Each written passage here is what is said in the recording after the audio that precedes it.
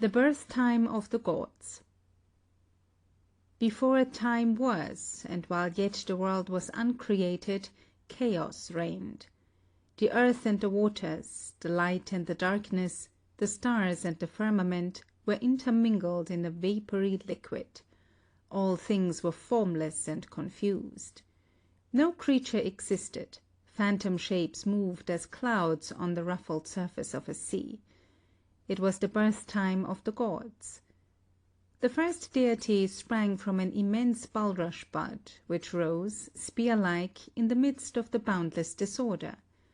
Other gods were born, but 3 generations passed before the actual separation of the atmosphere from the more solid earth.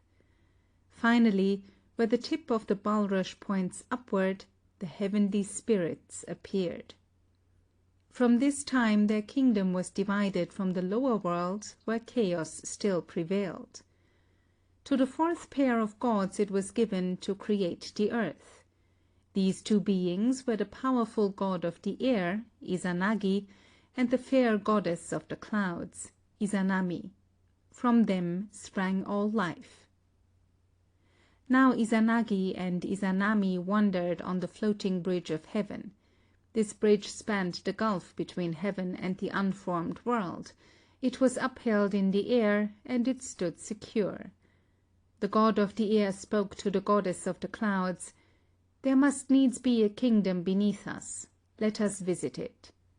When he had so said, he plunged his jeweled spear into the seething mass below. The drops that fell from the point of the spear congealed, and became the island of Onogoro. Thereupon the earth-makers descended, and called up a high mountain peak, on whose summit could rest one end of the heavenly bridge, and around which the whole world should revolve. The wisdom of the heavenly spirit had decreed that Izanagi should be a man, and Izanami a woman, and these 2 deities decided to wed and dwell together on the earth. But, as befitted their august birth, the wooing must be solemn. Izanagi skirted the base of the mountain to the right, Izanami turned to the left. When the goddess of the clouds saw the god of the air approaching afar off, she cried, enraptured, "Ah, what a fair and lovely youth!" Then Izanagi exclaimed, "Ah, what a fair and lovely maiden!" As they met, they clasped hands, and the marriage was accomplished.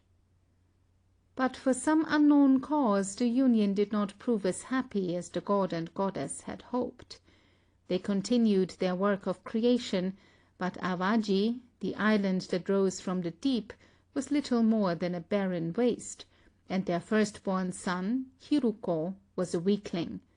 The earth-makers placed him in a little boat woven of reeds, and left him to the mercy of wind and tide.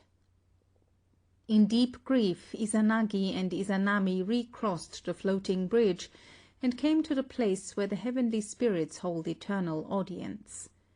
From them they learned that Izanagi should have been the first to speak, when the gods met round the base of the pillar of earth. They must woo and wed anew.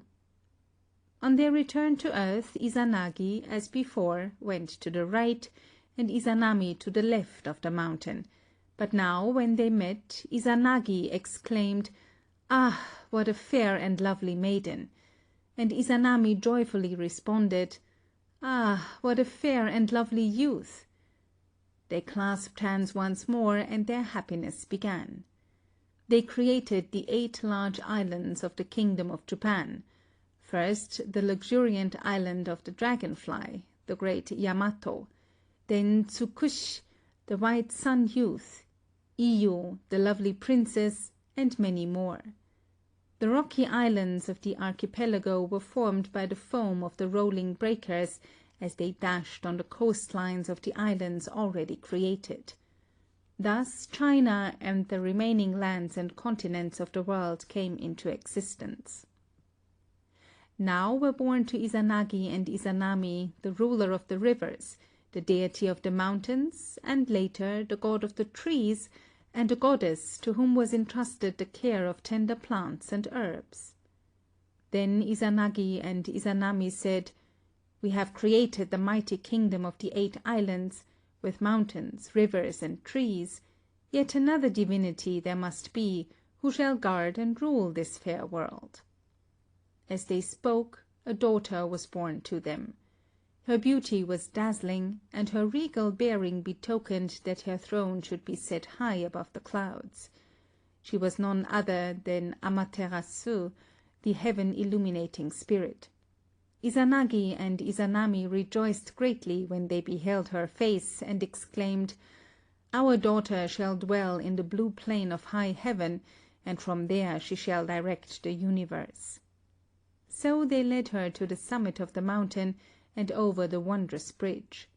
The heavenly spirits were joyful when they saw Amaterasu, and said, "You shall mount into the soft blue of the sky, your brilliancy shall illumine, and your sweet smile shall gladden, the eternal land and all the world.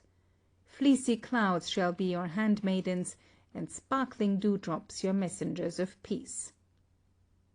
The next child of Izanagi and Izanami was a son, and as he also was beautiful, with the dreamlike beauty of the evening, they placed him in the heavens, as co-ruler with his sister Amaterasu. His name was Tsukuyomi, the moon god. The god Susanoo is another son of the 2 deities, who wooed and wed around the base of the pillar of earth. Unlike his brother and sister, he was fond of the shadow and the gloom. When he wept, the grass on the mountainside withered, the flowers were blighted, and men died. Izanagi had little joy in this son, nevertheless he made him ruler of the ocean. Now that the world was created, the happy life of the god of the air and the goddess of the clouds was over. The consumer, the god of fire, was born, and Izanami died. She vanished into the deep solitudes of the kingdom of the trees, in the country of Ki, and disappeared thence into the lower regions. Izanagi was sorely troubled, because Izanami had been taken from him, and he descended in pursuit of her to the portals of the shadowy kingdom where sunshine is unknown. Izanami would fain have left that place to rejoin Izanagi on the beautiful earth. Her spirit came to meet him, and in urgent and tender words besought him not to seek her in those cavernous regions. But the bold god would not be warned. He pressed forward, and, by the light struck from his comb, he sought for his loved one long and earnestly. Grim forms rose to confront him, but he passed them by with kingly disdain. Sounds as of the wailing of lost souls struck his ear, but still he persisted. After endless search he found his Izanami lying in an attitude of untold despair, but so changed was she that he gazed intently into her eyes ere he could recognize her. Izanami was angry that Izanagi had not listened to her commands, for she knew how fruitless would be his efforts. Without the sanction of the ruler of the underworld, she could not return to earth, and this consent she had tried in vain to obtain. Izanagi, hard pressed by the 8 monsters who guard the land of gloom, had to flee for his life. He defended himself valiantly with his sword, then he threw down his headdress, and it was transformed into bunches of purple grapes. He also cast behind him the comb, by means of which he had obtained light, and from it sprang tender shoots of bamboo. While the monsters eagerly devoured the luscious grapes and tender shoots, Izanagi gained the broad flight of steps which led back to earth. At the top he paused and cried to Izanami, "All hope of our reunion is now at an end. Our separation must be eternal." Stretching far beyond Izanagi lay the ocean, and on its surface was reflected the face of his well-beloved daughter, Amaterasu.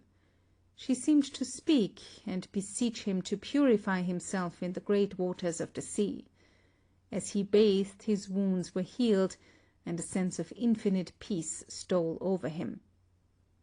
The life-work of the earth-maker was done. He bestowed the world upon his children, and afterwards crossed, for the last time, the many-colored bridge of heaven.